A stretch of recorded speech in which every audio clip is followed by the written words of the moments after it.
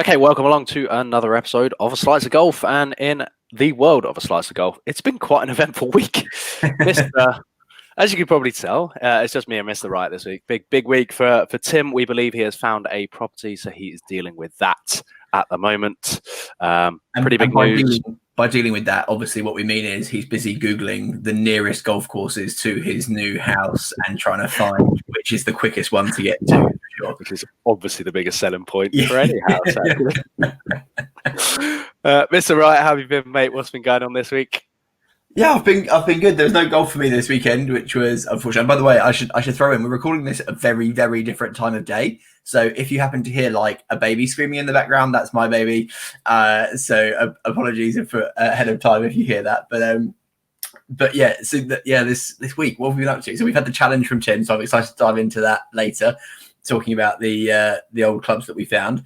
But for me, there was no out on the course. I've been to the range a couple of times, should I dive into that now? Should I dive into the range session? Shall I give you a little rundown? Irons. Actually, no. No, we will.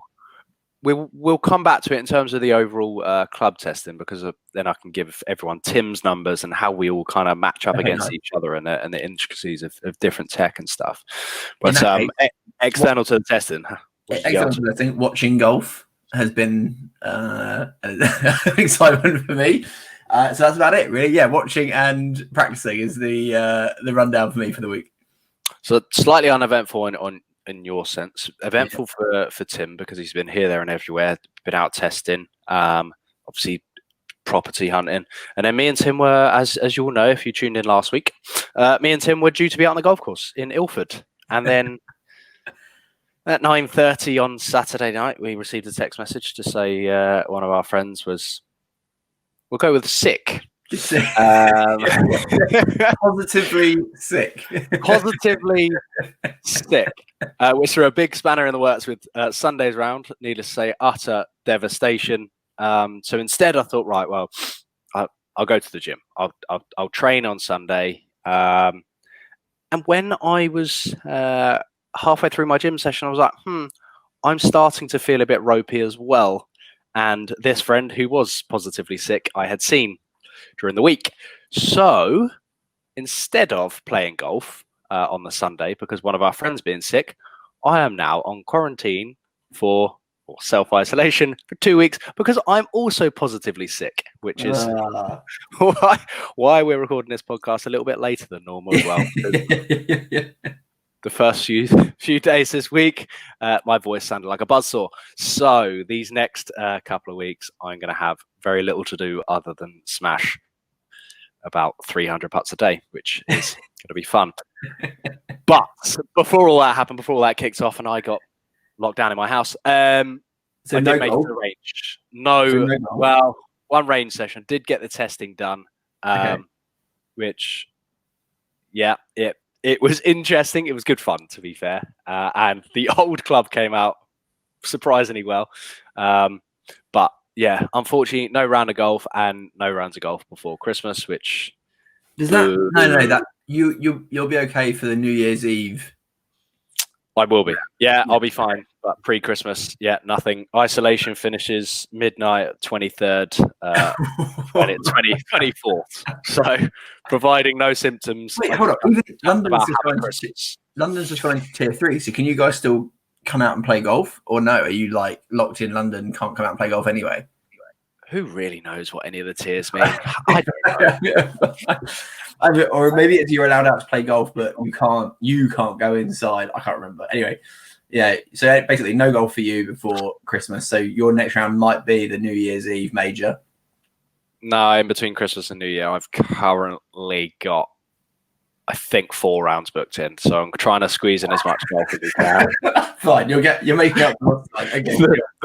It's the perks of having absolutely nothing else that we can do and being single. You can kind of do what you want when you want. So brilliant. No family commitments and loads of friends who want to play golf. So we're trying to make the most of that. Nice. Right. Let's crack on with the driver testing. Mr. Wright, I'm going to let you take it away, because then what I'll do is I'll kind of cover me and Timbo, because I've got his numbers down here as well. Yeah, how did the testing with the £10 club go? So, for those that listened in last week, you'll know that I managed to. I found some old clubs in my father-in-law's garage, and when I went onto eBay, I found 3 of them. When I went onto eBay, you could get 3 of them for I think it was £14, so definitely under my £10 budget. And they were the ones on eBay were in much better condition than these. As I'm showing it on the screen, so if you're listening, just head on over to YouTube if you've missed it. But the Slazenger 1 Champion Jack. for what was it, £14 for 3? I'm assuming there's been a lot of research and development gone into making it. It's a proper wood. It is an actual wood, which is I've got no idea what era, what date this was made. I haven't done enough research on it. I was apprehensive going to the range with this, so I've had 2 range sessions. I'll be honest, I cheated a little bit. I've had 2 range sessions, but the first range session, I only hit a couple, mainly because I genuinely didn't think it would be a fair test. But actually, partly because the video didn't. Well, the video worked, but you couldn't. All I was a dark silhouette. And you couldn't see the ball flight, couldn't see anything, so it was relatively useless for anyone who wanted to watch it. But also, I was hitting my driver, and it was like left, right, forward, up. Like there was no. I was like, this is just not a fair test of what's going to happen. So I was like, okay, and I obviously only left like 10 balls for driver and like 5 for driver, 5 for this one. So I was like, this is not a fair test. So I came back on, when was it, the other night? At night, you get a much better view of the ball flight on a video as well, and worked out the kinks in the driver. So I was like, right, hit a few shots with the driver that were then half decent. I was like, okay, great. Now I feel like this is a fair test.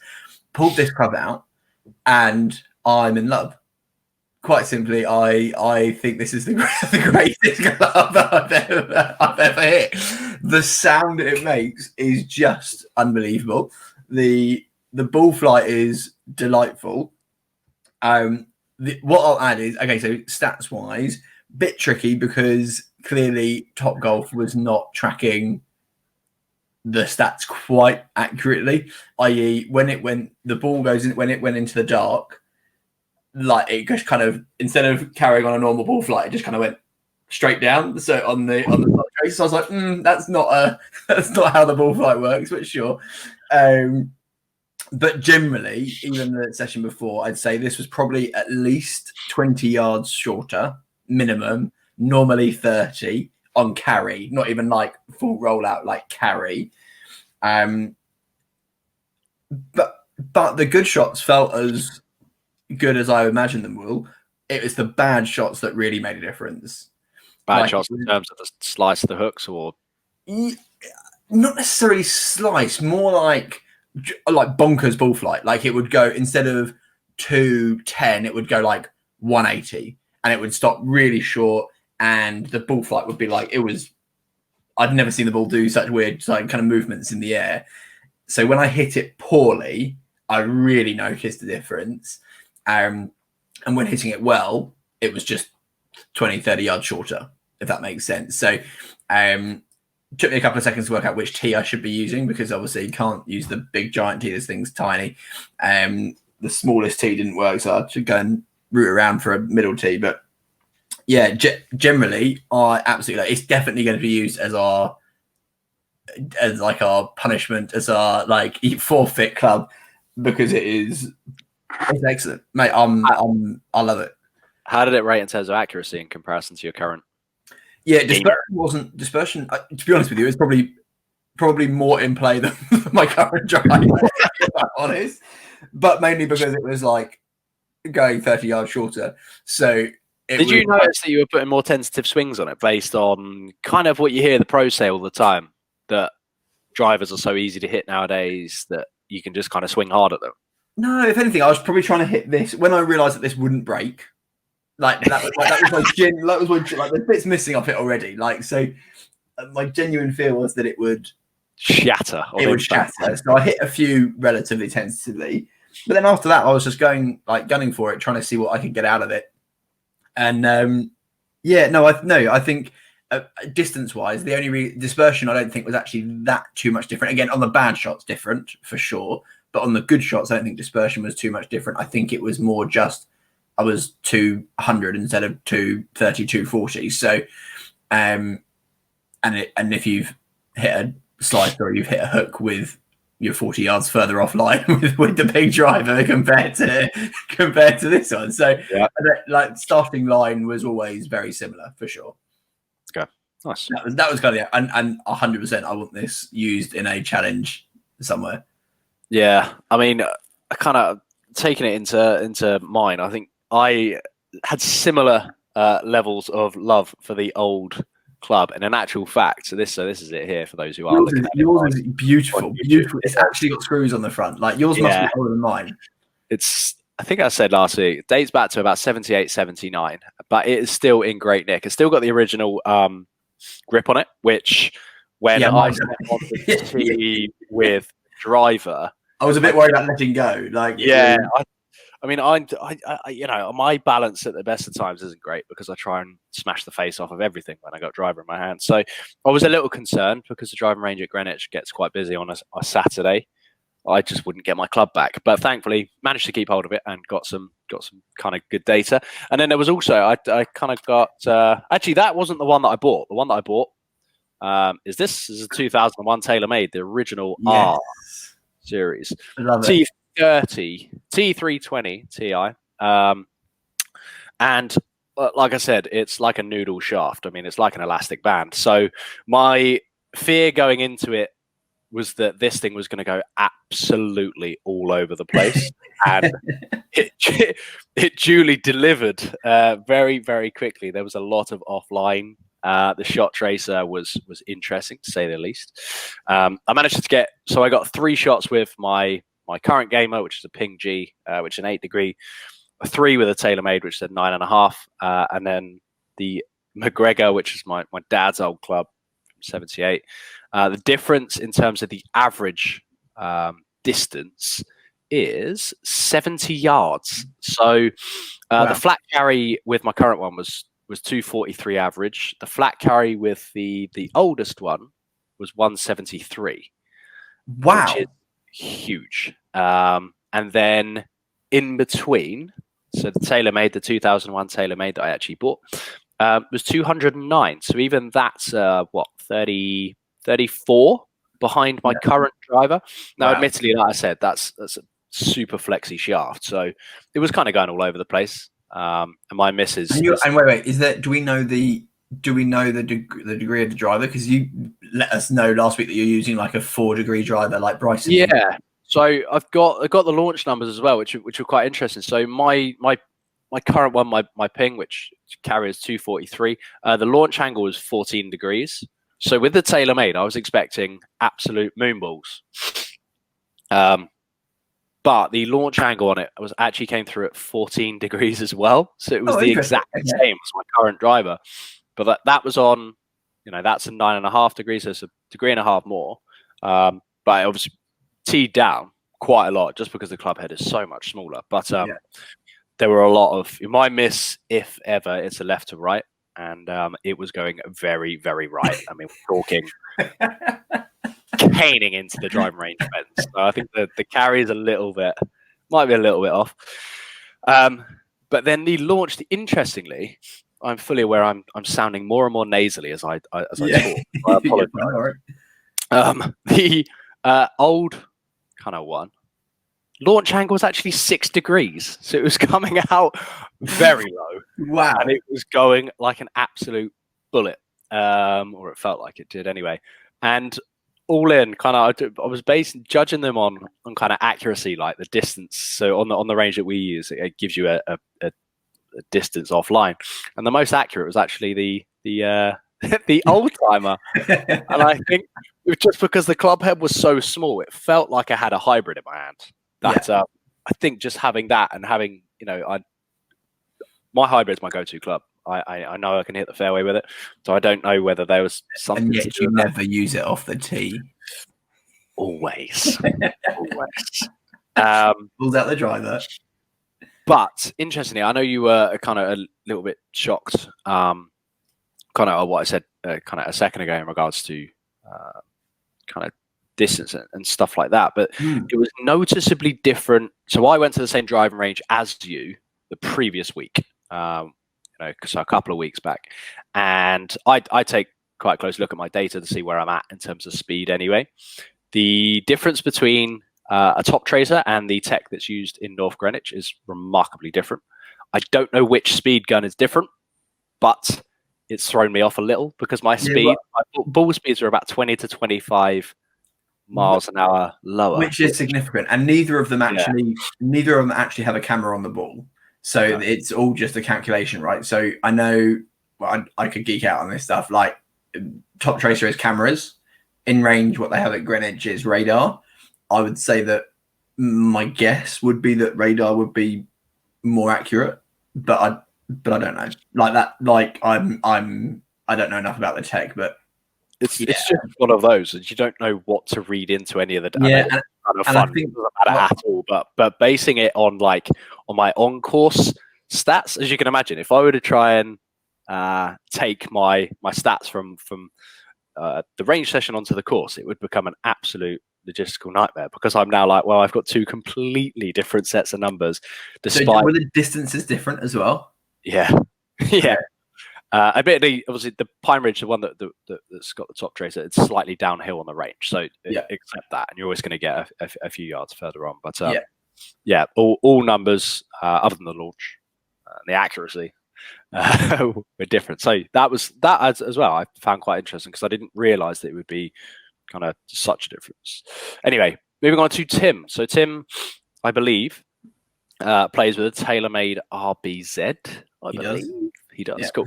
Right. So he also had quite different numbers. So his average flat carry was 239 with the RBZ, with a launch angle of 16, and then his 10-pound driver, which actually sounded, it's probably similar to both of us. There's that wooden sound and that wooden feel is just like amazing. It was amazing. Yeah, he didn't have a wooden one though, right?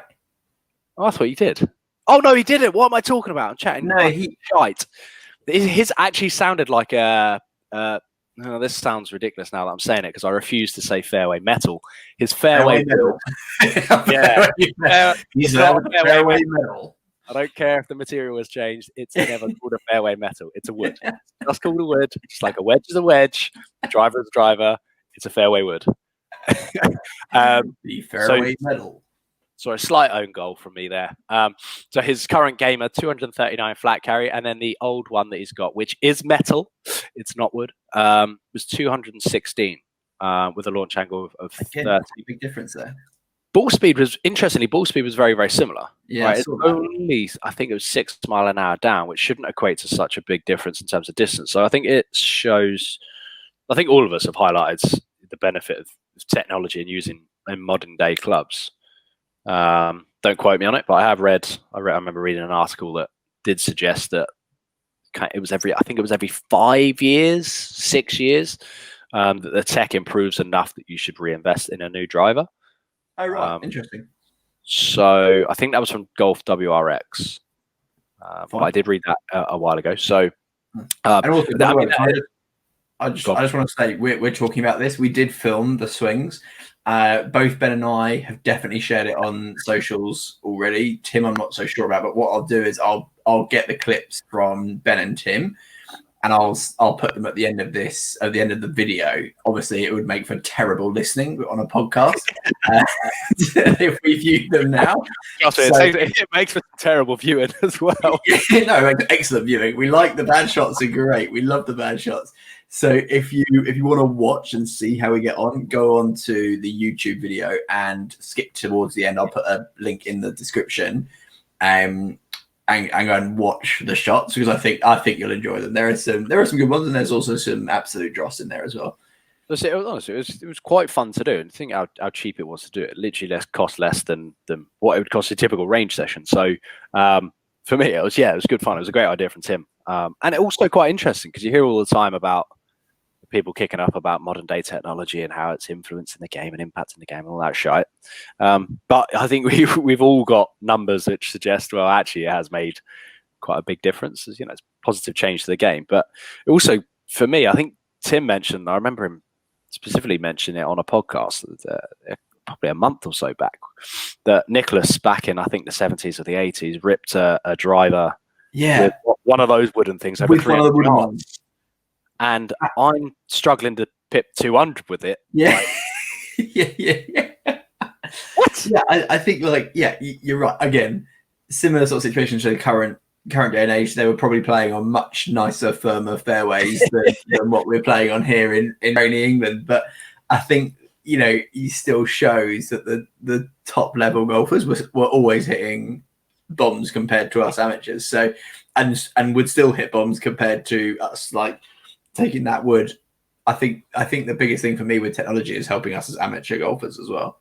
Oh yeah, and that's one thing I think I don't envy the R&A and whoever's deciding on the rules to decide where they're going with the whole tech thing. Do you know what? I read a really interesting article on this yesterday, day before, and talking about rolling the ball back. And actually, it's not even rolling the ball back anymore. Like the ball actually, yes, has made some difference. But actually, it's more what they would have to do is go more like the route of baseball, where they limit, like they actually change the structure properties of a golf ball so that it doesn't fly as far. And the whole article was like, this sounds great in principle until you actually do it. And then the likes of Titleist, TaylorMade, they just go nuts with lawsuits and say, this is not possible. We don't want to do this. And then you're like, okay, great. Well, yeah, exactly. So it's like any sport. It's built for the consumers. Yeah. So. That's a whole other topic. We could drive down that. I'm certainly not going to buy a golf ball that flies 20 yards or less. No, I don't think they'd ever do it. I don't think they'd ever do it for us. Like I think it would purely be pro game. That's it. Right. Talking about the pros, seamlessly on. Big tournament for the women this week. It was the US Open, and yet again, it was an excellent tournament. First off, just kind of want to know if anyone didn't see it. It looks like a lot of British golf courses do at the moment because it looked freezing. Everyone had hats on. Thermal layers. Yeah, thermal layers. But it was near freezing, which for a major golf tournament you don't often see, which is quite interesting. For those who didn't see it, Alim Kim takes the win with a whopping total of 3 under par. And that's a score that kind of we've spoken about, or as close to par, that we all quite appreciate when watching golf. Did you see her final day? Yeah, she was 5 shots behind going into the final day, and she birdied the last 3 holes, I believe, to win. And by the way, 5 shots behind is the biggest comeback ever in that tournament, so that she's got that record there.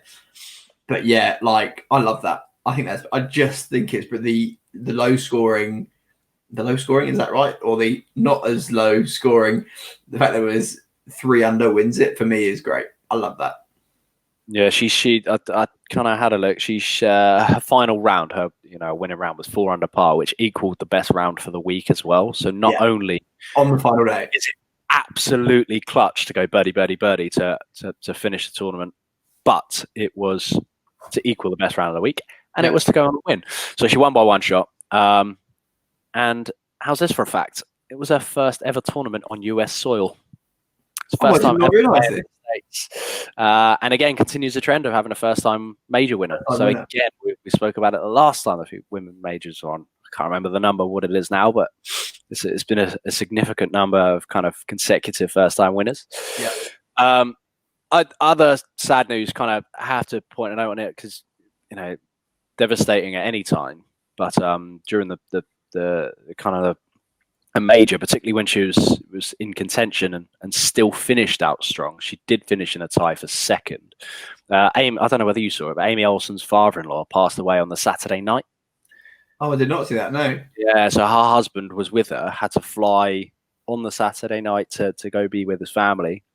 She managed to, so they had a rain delay on Sunday, finished off on the Monday. So not only did she have to come to terms with that and then prepare to go out on the Sunday, but to wake up the Sunday for it to be all rained off and then to have to prolong that another day. So I think I probably can't put into words like what we would say in that instance, but for her to still battle on and finish off 1 shot off the lead, well props to her kind of mental strength. Yeah. There was so many people within like one shot though, wasn't there, on the final day? You're just like, oh my word, this is so excellent viewing. And I read an interview with Amy Elton. She thought it would be her or her playing partner that were in contention. She didn't think someone would be able to put a surge together based on the fact that she was on like. You'd never look from 5 shots back, would you? You'd never go. You'd never go. Someone 5 shots back is gonna win this. And particularly if low round of the week is 4 under par, and you're walking on to hole 14, you're like, yeah, I'm still leading. I'm in pretty good contention here. It's going to be within one of us two. You don't expect anyone to go birdie, birdie, birdie, final 3 to snatch it from your hands. Yeah. So right. Moving on to the boys, European Tour, the finish of the race to Dubai, which took place in Dubai of all places. Surprise, surprise. I was kind of pretty glued to it, particularly the final kind of 9 holes on the Sunday. Did you watch much of it? Yeah, I was. So yeah, I was in and out on the weekend, and then I've come back and watched all the bits that I missed and recorded, etc. So yeah, I loved it. I'm part of me. I've got so many stats to put out for this, but it annoys me that I like Patrick Reed when he plays golf, and he's just an excellent golfer. I genuinely thought it was his. I thought the tournament was his. I thought the race to Dubai was his. And he just had a little, not a meltdown, but he just threw away a couple of shots, didn't he, on the final day? And I wish he was likable. I really do. But for me, he's not done anything in the past couple of years, so it eases my feelings towards him. When was the bunker cheating thing? That was this year, wasn't it? Was that last year? Oh, okay, yeah, that just blows my idea out of the water. I think it was last year. I don't think it was this year. Yeah, but that is in the last couple of years, which kind of also goes against my point I'm going to make later on about someone else. But we'll readdress that once we're on the PGA Tour. I messaged into the group the other day, just watching Patrick Reed play. If you want to learn how to play golf, I think he's a pretty good person to model your golf game on, not your behaviour. Yep. But just all round, accurate off the tee, pretty good with his irons, can shape the ball better right to left than he can left to right. But his Saturday he chipped in on 17 or 18. I mean, on Sunday he chipped in 3 times. Yeah, I mean that's unbelievable, isn't it? that is control around the unbelievable. It's one kind of negative point from me is the fact that he was able to be in contention, and he was leading going into the weekend, I believe. Well, there was 3 of them, I think. I can't remember what the score was, but yeah. So sorry, what I mean is in regards to the race to Dubai, going into the tournament as a whole. For Patrick Reed, I think he's played in 2 European Tour events this year, so excluding the majors. So this is my kind of gripe, where I feel like the structure needs changing in terms of the point scoring. I get that the majors mean a lot, and I guess they are a European Tour event in a sense, but the fact that Morikawa, Bryson, and Reed were high up on the leaderboard to begin the week without having played any European-based competition, I feel it just doesn't seem to be right. No, I agree. Patrick Reed, to be fair to him, normally is someone who comes across and play. Yeah, he'll play a couple of times. I feel like the boys that play European Tour all year round, I do get that the majors are ultimately where you earn your cross the best golfer. Yeah. But I do still feel like, well, Bryson hasn't played here. How is he top of the table going into the biggest event of the year on the European Tour? I feel like something needs restructuring or changing. Yeah, maybe it's like if you play in 6 European Tour events, not majors, you get an extra bonus set of points or something. So yeah, I agree. But ultimately, that's like, for those that we're not spoiling anything here, Westwood won the race to Dubai. Fitzpatrick won the actual event. Amazing of Westwood, and he has been playing in the European Tour all year, and has been competing and playing well. And for me, I think that's a very, very good outcome, especially for English golf in that event. So, yeah, I was really pleased with how that ended up, and unbelievable. Do you know how close Matt Fitzpatrick was to taking the Order of Merit title? Not in points, but even in an interview with him, he was like, I feel like I must have been really close, because like he's like, I knew it must have been between me and Westy, and I was just like, yeah, how close was it? Yeah, I think it was around like 25 points, which yeah, great high standing when there's like thousands of points on offer for a tournament. It was nothing. It literally changed hands when Cantor double bogeyed on 17, right, which dropped him out of second place. So Fitzpatrick needed at least one person in between him and Westwood.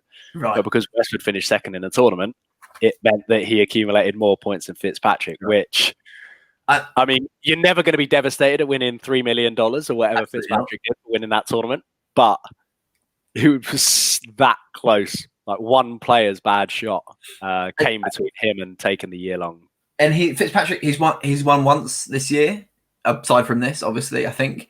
And to be fair, I'm really pleased Fitzpatrick's. I am pleased he's won this, because I think the looming thing over him for this year has just been the comments about Bryson and sounding like an idiot, in my opinion, and just being like a whiny 20-year-old kid just saying, I didn't want to win anyway. I don't care that Bryson, what Bryson's doing is silly.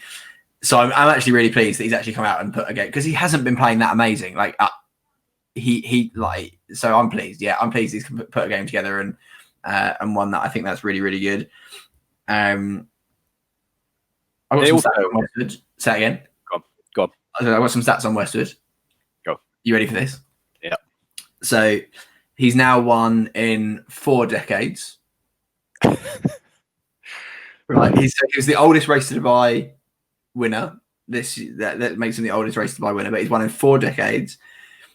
He's got 40 tournament wins. He's been on 10 Ryder Cup teams. He's made 37 million euros on the European Tour, a further 20 million on the PGA. That dude he's awesome. He's amazing, isn't he? That is.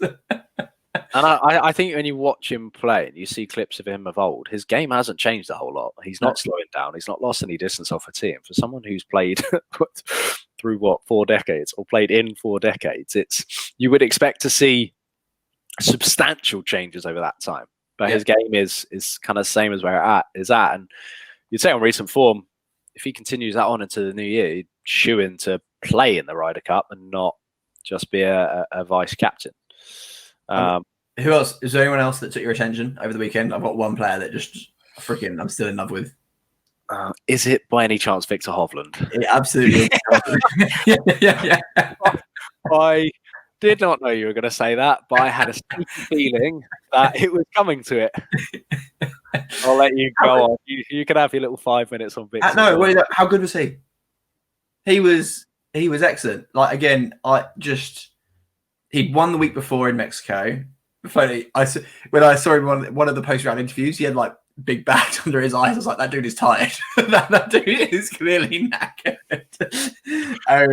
I just thought he was playing some excellent golf. I think he's, again, I quite like him just because he's a very, very happy chap.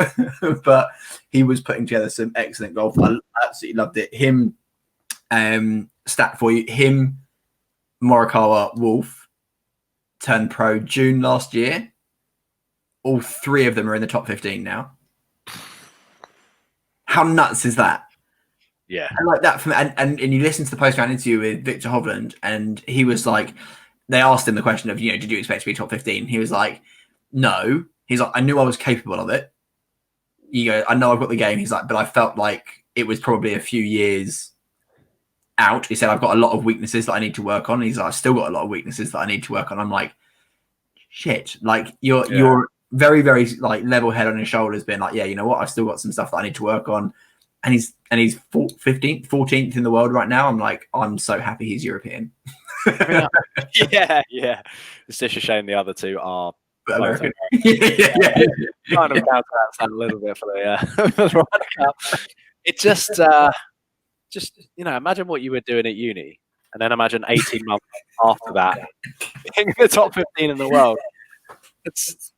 Yeah, I can't imagine even the best college players ever truly believing that would be possible, because you can be the best college player in the world, but it's a completely different game. You're then up against players spanning 30 different years. Yeah. They're the best of each year group, let alone just your own year group. So for them it's interesting, and it's probably those 3 players that have done this year. The average age of the top 20 has dropped from 33 to 28, so it's dropped 5 years. It's probably those 3 players on their own doing that.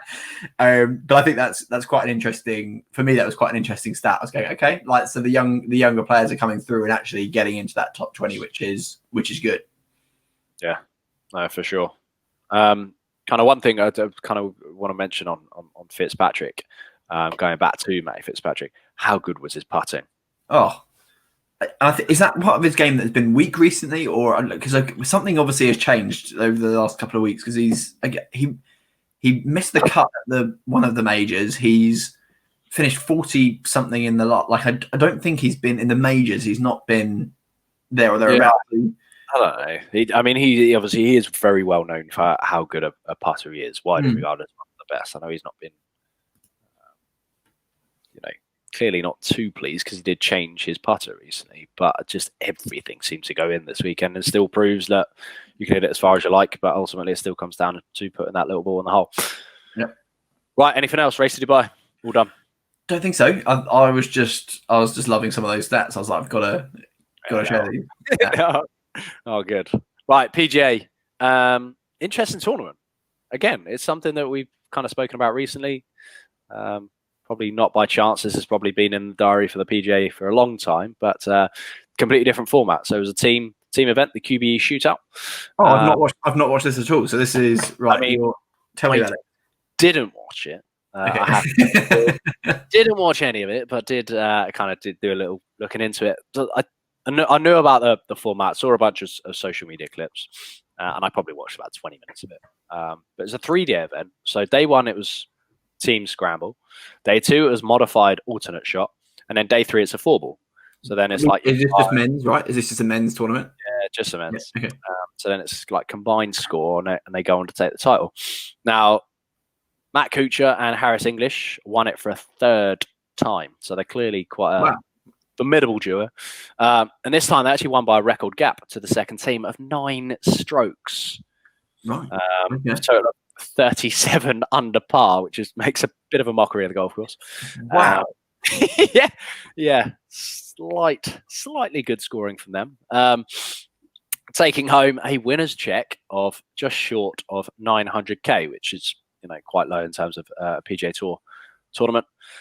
Which, given Cooch's history, English probably saw very little of that. No. Surely a split. This, I can imagine it was a split, but it would not surprise me. This, you get 3%. yeah. I mean, in terms of the overall winners, Cooch pisses me off. I'm not really fussed that, really, to be totally honest. But I did think the format of the tournament was awesome. Again, it's just something different for. I'll tell you, I come back to. I would love to see more team golf. I would love it. I love it. I think it would benefit the game as well. And if you get to see players showing character on the course and interacting with each other, similar to what we've seen in the match and stuff, I think it makes them. I don't know if makes them feel more human is the right way to think of it, but almost like it makes you almost relate to their game and get inside their head of like what they're thinking instead of just thinking, well, these guys are ridiculously good. They don't have swing thoughts. They're too good for that, but they just put it right next to the hole. Whereas in reality, when you listen to them talk, there's a lot that goes into what they're doing, basically. For sure. Yeah, I'm a big fan of team golf, and I'm a big fan of the team events. I think for me, it just I think if you come from any kind of team sport background, I love that team atmosphere. I think you just have to look at I'm not saying you would replicate the Ryder Cup every week, but you just have to look at the Ryder Cup and see what kind of fan engagement that gets. And I think more of that for me would be amazing. Yeah, for sure. Interestingly, kind of when I was looking into all that stuff, I went on the PGA Tour app as I kind of routinely do, and just kind of flick through, see if there's any news, see if there's anything going on. Interestingly, since hearing the announcement of the merger, a couple of European Tour-based bits have popped up on the PGA Tour's app. Oh, What a surprise! There's another tour going on. What? Who knew? I'm telling you, they might actually start saying tour wins, including European Tour wins now. So, who knows? I think that might be a bit much, buddy. I was surprised, but then not surprised because they started talking about Fitzpatrick and they had photos of the race in Dubai, and I had to do a double take. I was like, "Hold up, what? Are you sure?" But yeah, they did a whole piece in it, which I feel like is good. It's well done. Development on the PGA. Solid. Well done. Well done for sharing news from outside of the USA. Right, something that has come up over the past couple of weeks. Now, it's a brand that are doing some pretty big things, particularly in the golf ball space. But I know it's something that has got Chris a bit hot under the collar and a bit excited in the past couple of weeks because they announced a pretty cool collaboration with Adidas. Vice Golf, a brand that kind of, I know both me and Chris use their golf balls, so big fans of the brand. But something has come up which piqued Chris's interest, and I know he wants to dive into. So, Christopher, I'm going to hand over. This is really tricky because I'm going to preface this with I freaking love Vice, still love Vice. I think it's an awesome brand. It matches like what I think is good for golf, like I really do. But what happened was they launched and so this is basically going on a little bit of a rant, but it does go somewhere. Don't worry. They launched the Adidas shoes, which, by the way, I thought was the marketing for the launch was amazing. The product for me looks amazing. I know you weren't a fan of them, and then the launch went a bit wrong in that the demand was so big their site crashed. 20 minutes later, when the site eventually reloads, they're sold out. So, yeah, I'm a bit bitter that I didn't get a chance to. Sorry to butt in. Was that on the Vice website or the Adidas website? Right, so it's all done through the Vice website. I was going to say that's some demand if they've crashed the Adidas. Yeah. Could you get them on the Adidas website? No. Okay. No. Right. So, and when I was looking at the price point, so I knew they were the Ultra Boosts, and I was looking at the price points of similar collabs on the Adidas website. All in the UK, the Ultra Boost are 160. £160, and I thought, yeah, it will probably end up being around that figure. Comes out £220, and I was like, oh, I know you get an extra thing of balls in there, and I know they're a special edition and a limited edition. It's a collab, I get that, but that's a punchy increase on the price point of their other collabs on the Adidas website. And then I went on to the US launch when I eventually saw the US price, $220. I was like, hold up, $220 is, hang on, I'll find it. I think it was £163. So I was like, right, that's the price that I thought they were going to be. So why is it £220 in the UK, $220 in the US? So I was like, that's a little bit annoying. That pisses me off a bit. And then I went and I was like, okay, let me just go have a look. And I went on the US and the UK website for the balls. And I was like, okay, so I use the Pros. Last time I bought the Pros was literally a year ago when I bought my annual supply of golf balls, which I now need to do again. I've run out. And I was going, okay, great. Let me have a look at the Pros and buying it in 5 dozen. So when you buy in bulk, you get it quote unquote cheaper.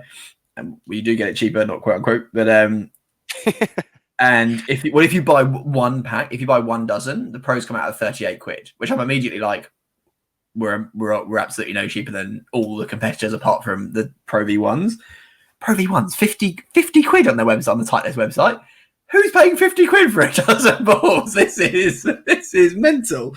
Anyway, when you buy 5 dozen, the price does go down to 30 quid a dozen. So I was still like, okay, yes, it's cheaper than buying one. And yes, it then, because like if you look at the current Chrome Softs, the current TaylorMade top end balls, they're still at the 38, 39 quid a dozen. So yes, it is cheaper.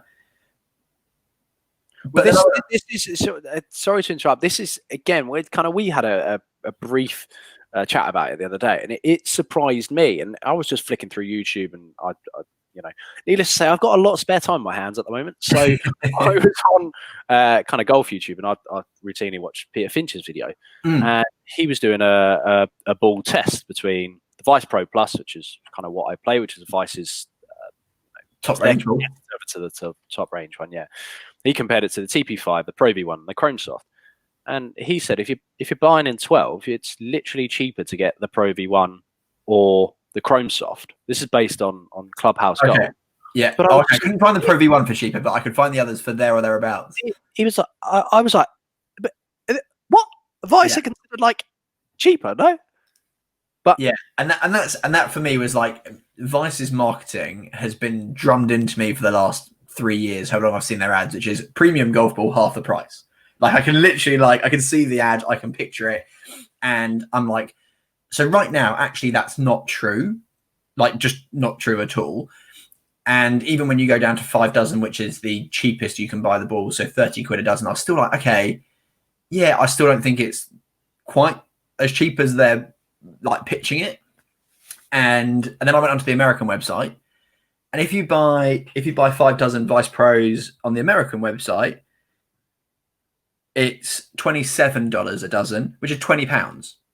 So they are literally saving £10 per dozen balls if you're in America. Like it's that much cheaper. Any reason why? Like, are they made there? No. So I was like, okay, so the marketing makes perfect sense if you're in USA. Like the Pro V1s in the USA are $50, $51, $52, and you can buy the top range Vice ball for 26. Right, literally half the price. Same golf ball, very similar golf ball, half the price. Marketing makes perfect sense. In the UK, not so much. So I was like, this has annoyed me. Immediately, I'm thinking about if I can buy a flight to America just to go stock up on golf balls and come back. Really, so I messaged them on the socials. I haven't had a response. Basically, just said I was quite polite. I was just like, just wondering why there's such a big price difference. Turns out, by the way, it's not just Vice who do this. It's all brands. So even if you go into tech, Apple, if a product that they sell is $500, it'll be 500 quid here. And so all brands do it. In the UK, we're always more expensive than the USA.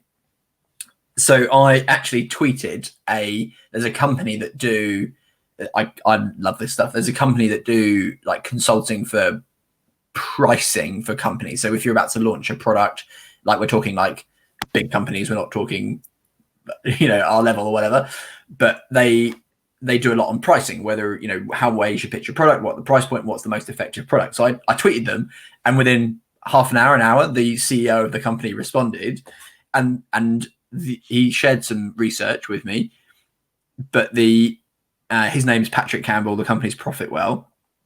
And basically the answer is because in the UK we're mugs. It's basically the answer. That's not what he said. This is what I read into. He said the basic idea is because you will pay more than folks in the US. And the research, so they do all of the research. He's like, here's the actual, I'll read this from the document. Consumers in the UK have 15 to 20% higher willingness to pay than in the US. So we will literally in the UK pay 20% more for exactly the same product that they get in the US for 20% cheaper or whatever. I was like, so basically, and I responded, I was like, so basically we're just mugs. And that is in the UK, we're just happier to pay more and continue to pay more. If that's why Vice have got such different prices, I don't know. But this is the research. And if you're in a Nordic country, you're even more of a mug. Nordic consumers are typically willing to pay 25 to 30% more than US customers on products. So this for me, I was just like, okay, this is mad and annoys me immediately that that we do this. And I was like, okay, fine, that's an answer.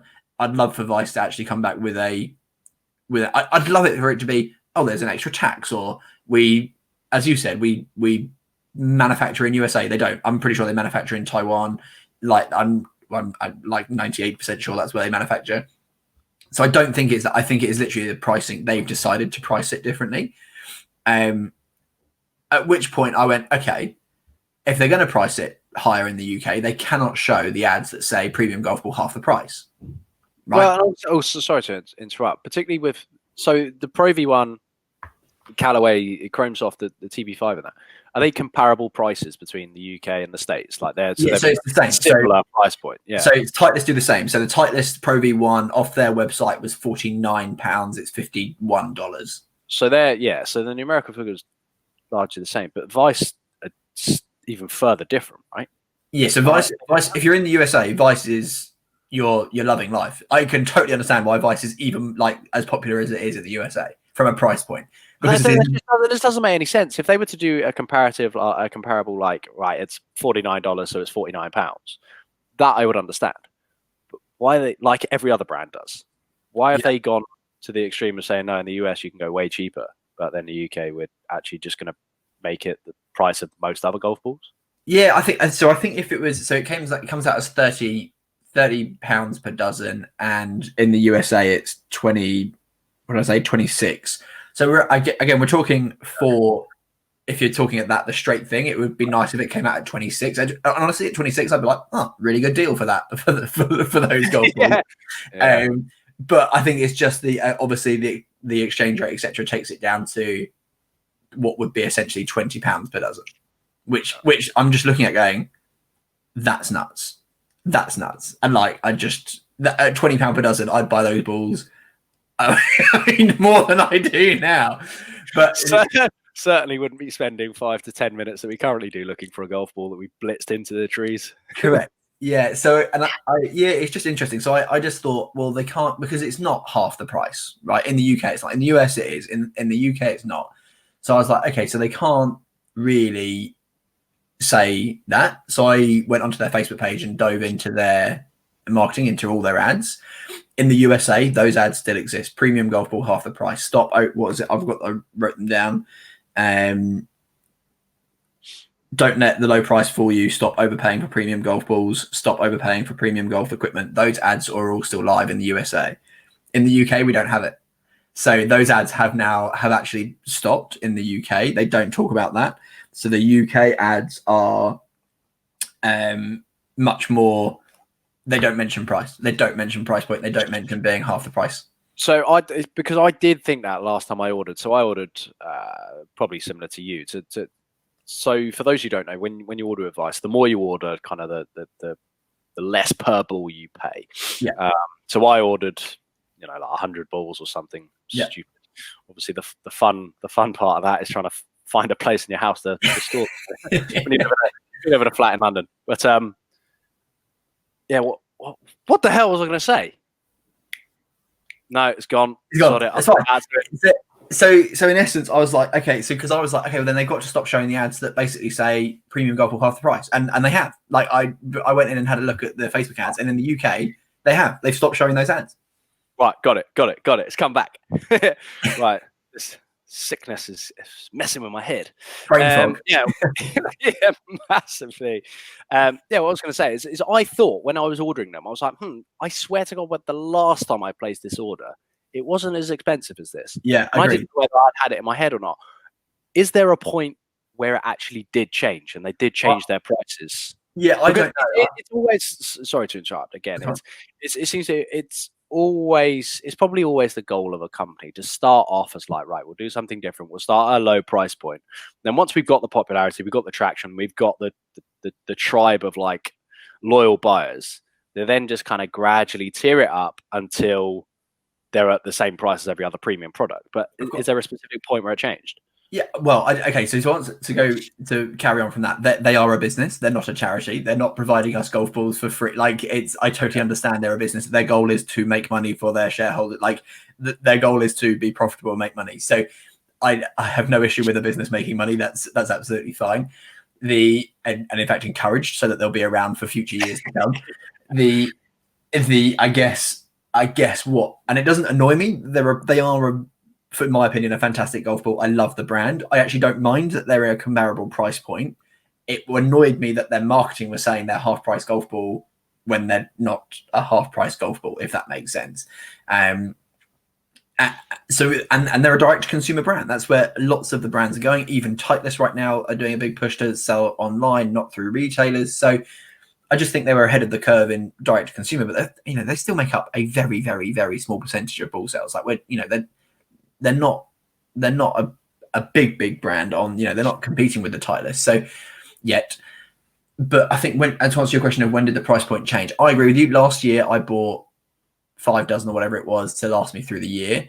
I don't remember it being as higher cost as they are this year.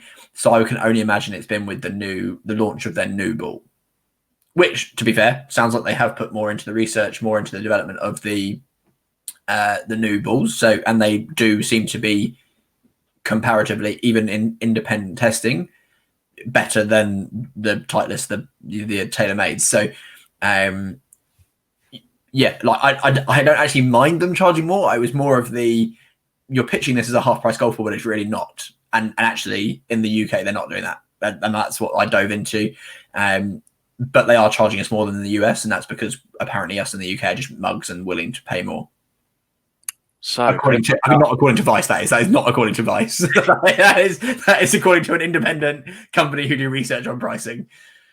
So, Mr. Wright, other than fly yourself over to the States to get yourself a bunch of golf balls, I'm going to put you on the spot. How do you get around it? How do we all get around that? We don't we? I like the brand. It's you either decide not to buy golf balls from anyone, which you're not going to do, because we need golf balls. And for me, Vice is a brand that I like the brand. I'll still buy from them, and now that I've kind of dove into it, I'm going to go, okay, I see where they've changed their approach slightly here, and that's okay. It's just it just annoyed. It started with the shoes. I was like, don't charge someone in the US $220 and charge us £220. Like, that annoyed me. But and apparently everyone does it, and that's just life. Apparently everyone does it. Yeah, unfortunately. And again, now it took me back to like when I was younger, and I was like going across. We went, if we had a trip to, where did we go? We went to like New York as a family, and I was like, oh my god, everything's so much cheaper. I was like, buy everything, like put it in the bag, clothing, everything. My dad works for British Airways, so we had quite a few flights to the States as kids. It was where we holidayed quite a lot, and I remember every time it was right. Let's do the shopping for the next 2 years. The outlet malls. Always come back with an additional suitcase. Oh, good times. Right, talking about kind of manufacturers and stuff, and talking about equipment and stash and gears. For those who don't know, it is coming towards the end of the year. Big news. And as you can imagine, at this time of year, with Christmas coming and the new year kind of coming up, all the new equipment, all the new stashes is about to come out. All the big companies are releasing the new kit, the new clubs, the new equipment, the new balls, everything. It's all coming. And none more so exciting than the drivers. So I started doing a little looking. I've sent you a bunch of photos. We're going to come on to this. We're going to come on to it in a second.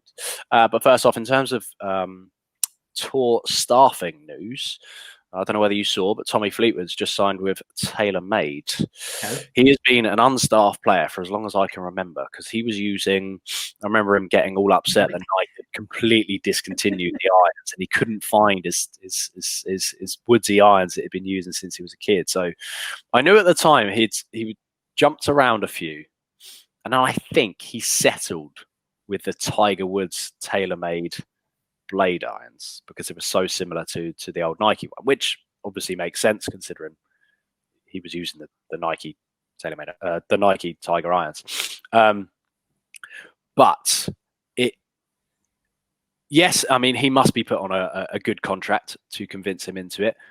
But I think it must be testament to the quality of the clubs that TaylorMade are making currently to convince someone who's been so successful being an unstaffed player and an unsponsored player into going into it. It will be interesting to see how he gets on. We've seen, we'll come on to it. I'll come on to it in a minute. I think it's fair to say TaylorMade lead the field in terms of their staff players. Yeah, but did you see the Christmas card?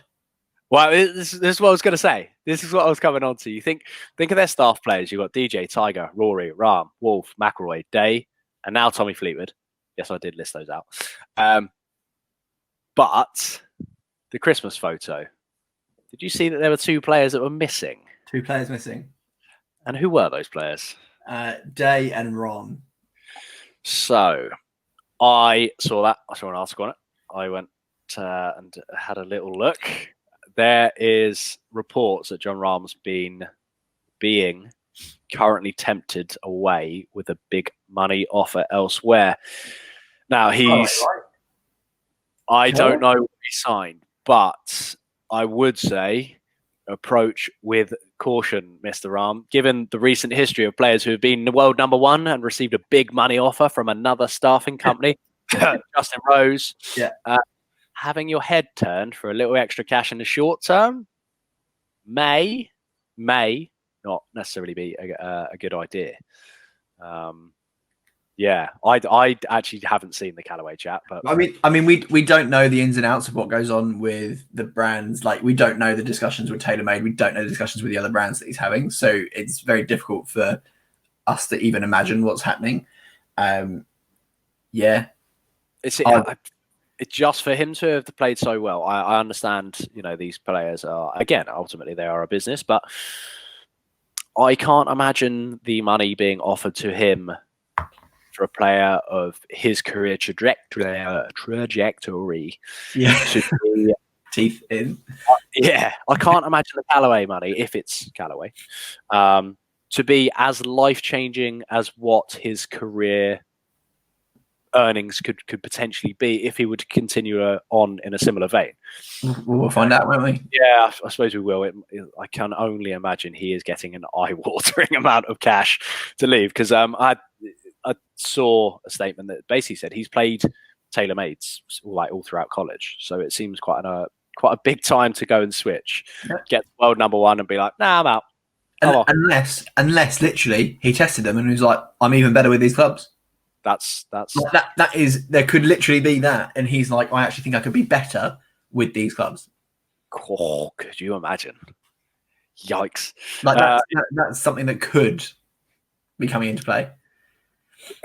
Jason Day as well. He's reported to be off. He's been with, I think I saw he's been with TaylorMade since 2007. So he's been with TaylorMade for a long time. So that would be a big change. And I did see suggestions that he was actually going to be an unstaffed player. So where he puts all his own clubs in his bag, which personally I don't think is a bad move. Anyone who seems to do it seems to have quite quick instant success, because then they are literally putting in the bag every club that they feel comfortable with. I know Brooks Koepka's still an unstaffed player. Tommy Fleetwood has been for a long time. I love that Brooks just doesn't mention brands in interviews as well. But like, which irons is like, none. Like, why would you say, like, they don't pay me? Why would I promote their brand? fair play to him. Right, on to the tasty bit. Like I said, I sent you over a bunch of the new drivers. So I went with the big brands. I went with TaylorMade, Callaway, Titleist. When he says he sent me over a bunch of new drivers, he means he sent me pictures of new drivers, not actually. Unfortunately, we are not currently yet at the stage where we get donated brand new drivers. I mean, I wouldn't mind that. That's quite a good gig. And then, so one I threw into the mix, a 6th brand that I threw into the mix, just because I had a certain appreciation for their irons. I threw in the Mizuno. So yeah, right. Let's start at the top. We'll go with kind of first one that I sent you over, the Callaway Epic. Right, with this Callaway, this isn't widely released yet. This is something that I saw on social media. So this is a reported driver. All the others are kind of confirmed. They're out, barring a few detailing changes potentially in terms of colors and stuff. But the Callaway Epic, what do you think, first of all? Well, it's much better than the horrendous looking Maverick. I mean, that goes out. I actually quite like this. I actually think it looks, I think the bright green, again, if you're on YouTube, I'll show the picture. Like, I like the flash of green, and it's not, the whole thing isn't green. It's just like a little touch, which I quite like. Yeah, the Epic Flash got good reviews, but I thought the Epic Flash looked shit. I thought the green and yellow combo just didn't work. Typically, I'm not a massive fan of green, but I think, like you said, the touch of green in it is. And the design wise, I actually think it looks really smart. Yeah, like I do. And to be fair, I'm hands up. For all of you know, I've got a full set of Callaways in my bag, and continually slate Callaways marketing. Their clubs I've always been a big fan of. The results are great. Just the marketing has always been a bit interesting. This I really like. I really like. I mean, I have to hold my hands up. You know, as everyone who's listened for a while will know, I've slaughtered Callaway because I think the drivers that they've made in recent years are hideous, and their creative slogans just and their branding, I just don't think it's great. But I really do think they've hit the nail on the head with this one. I haven't really liked any of their drivers since the Rogue, which I know that's not too long ago, but I quite like the look of the Rogue. But I would happily look at that and be like, that's my driver. I think that's a marked improvement on the Maverick. I thought it was one of the ugliest drivers I think I've ever seen, and the word Maverick just didn't fit well with me. So, guess a thumbs up from me there, the Callaway. Right, TaylorMade, Sim 2. Oh crap! Hang on, I've gone on to pink. TaylorMade Sim 2. Yes. Yeah. I'll go. For me, I wasn't a fan of the name Sim anyway. I just thought it was shit. There was just no creativity there. I mean, what even is it? Sim. And I just think they've been so lazy in just going, well, let's just put a number 2 next to it. I just think Sim it's just vanilla, isn't it? It's just boring and bland. But all in, I think the driver looks really smart. I really do like it. From the bottom, I mean, we've only got one angle of photo, and I couldn't find too many angles of it, so you can only see like the bottom face. But that bottom bridge bit where the old Sim writing doesn't seem as like big and pronounced, so it doesn't look as like it's big and bulky, which I think helps. I have seen photos online on social media that so what I was saying is I have seen photos online of the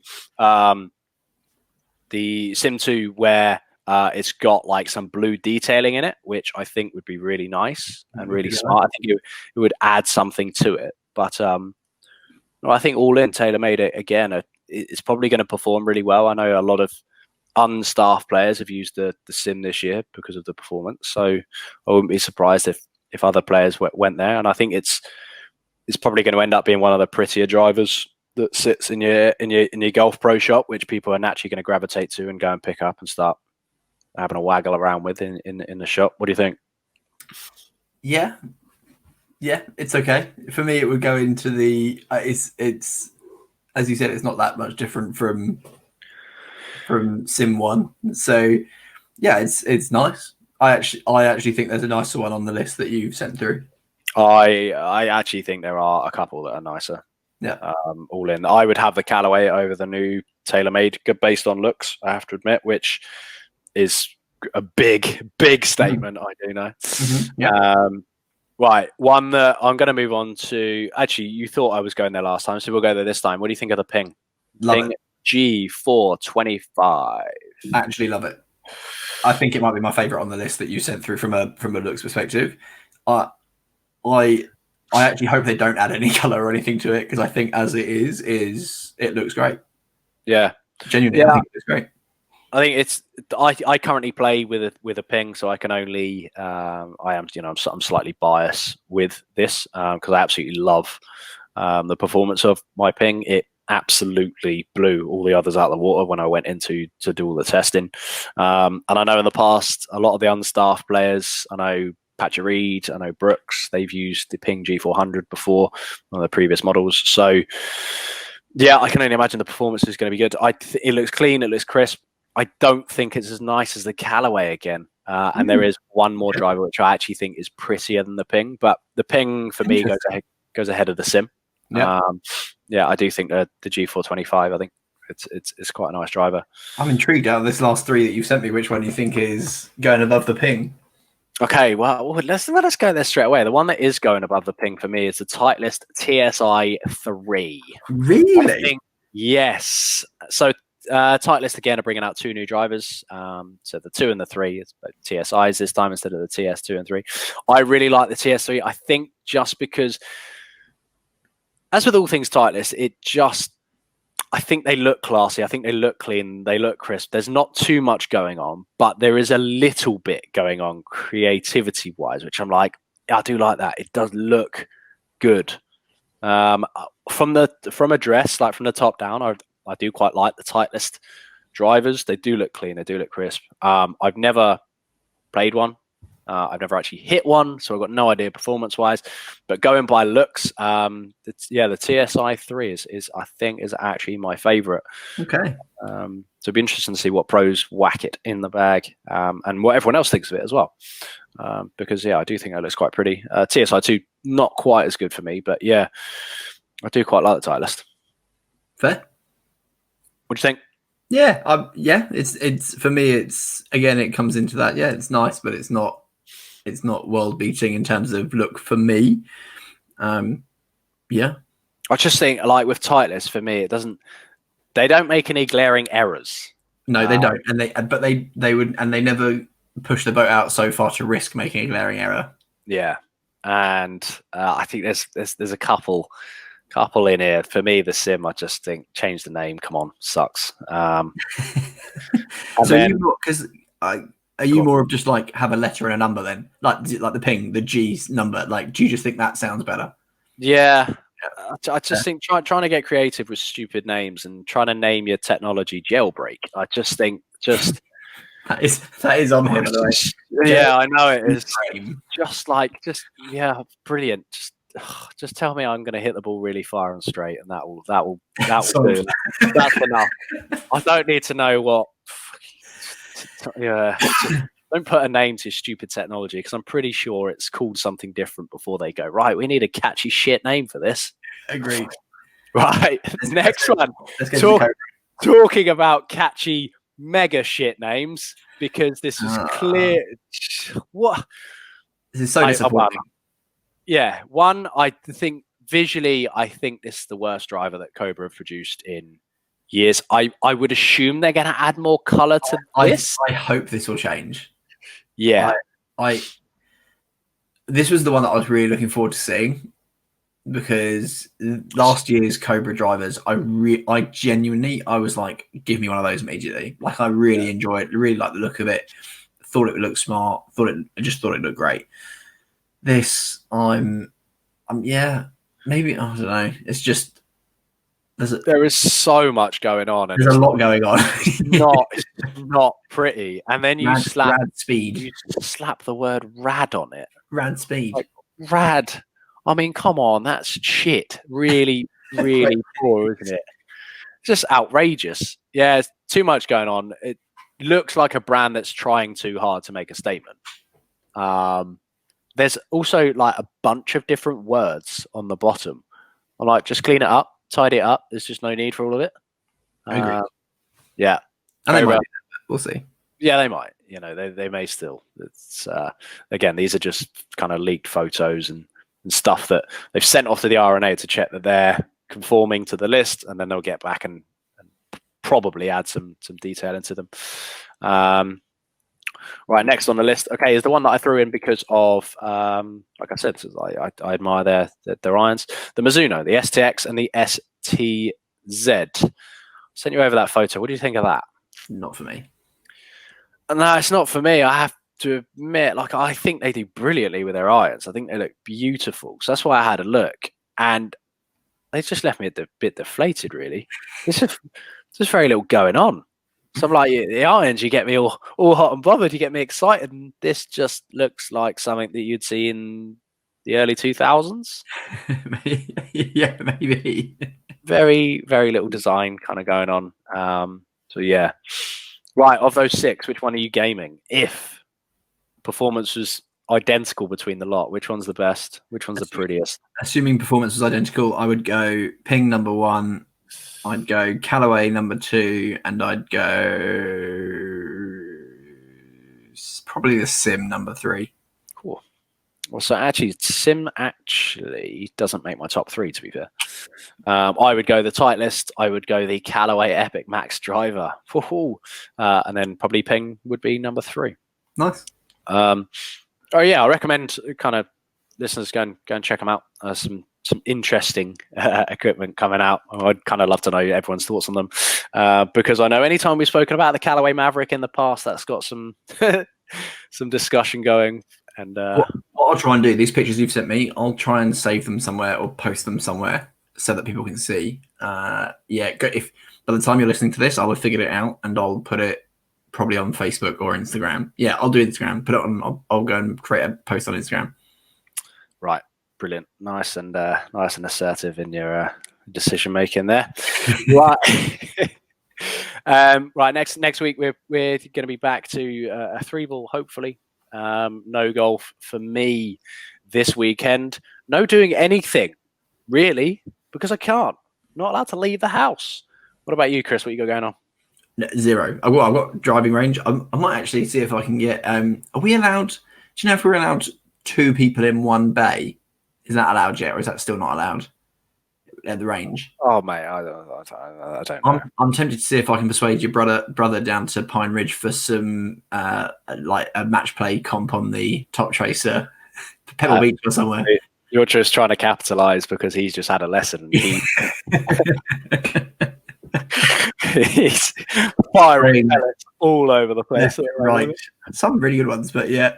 No, I just think if I can't get out of the course, I think a nice match play comp on the virtual golf could be good fun. That's honestly, it sounds a lot more fun than using the putt out all day, every day. That's for sure. Next week, final episode before Christmas. Anything more to add, Mr. Riot? No, that is all from me. Thank you for tuning in, guys. Catch you later.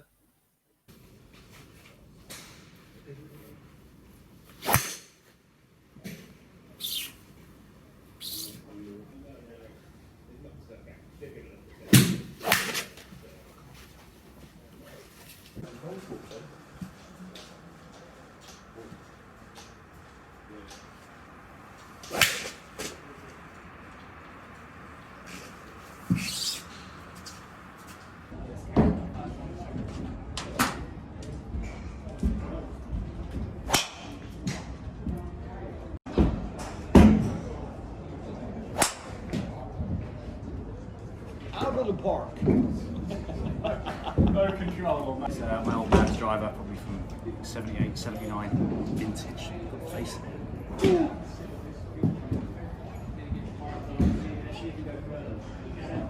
It's so small. Oh, it feels awful.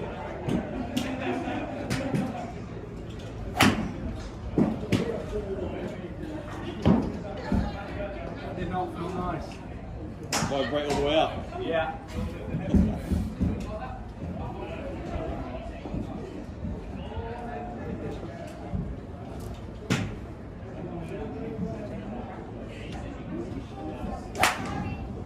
Oh, that's decent.